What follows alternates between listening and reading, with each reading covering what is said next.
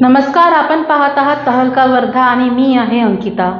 आजची मोठी बातमी, वर्धा जिल्ह्यातील स्थानिक गुन्हे शाखेची धडक कारवाई।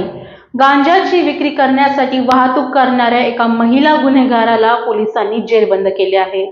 दिनांक 16 सप्टेंबर रोजी समुद्रपूर पोलीस स्टेशन हद्दीत ही कारवाई करण्यात आली।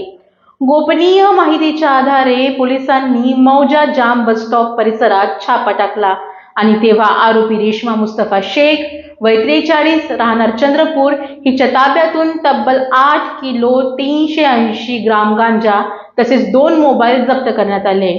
या मुद्देमालाची एकूण किंमत जवळपास 2 लाख रुपयांपर्यंत असल्याचे पोलिसांनी सांगितले।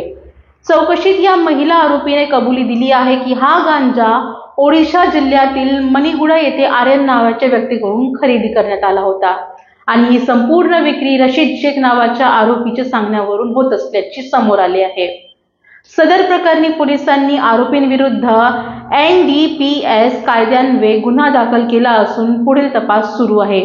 ही कारवाई पोलीस अधीक्षक अनुराग जैन आणि अपर पोलीस अधीक्षक सदाशिव वाघमारे यांच्या मार्गदर्शनाखाली स्थानिक गुन्हे शाखेचे पोलीस निरीक्षक विनोद चौधरी यांच्या नेतृत्वाखाली करण्यात आली। आपल्या परिसरातील अधिक बातम्यांसाठी पाहत रहा तहलका वर्धा। धन्यवाद।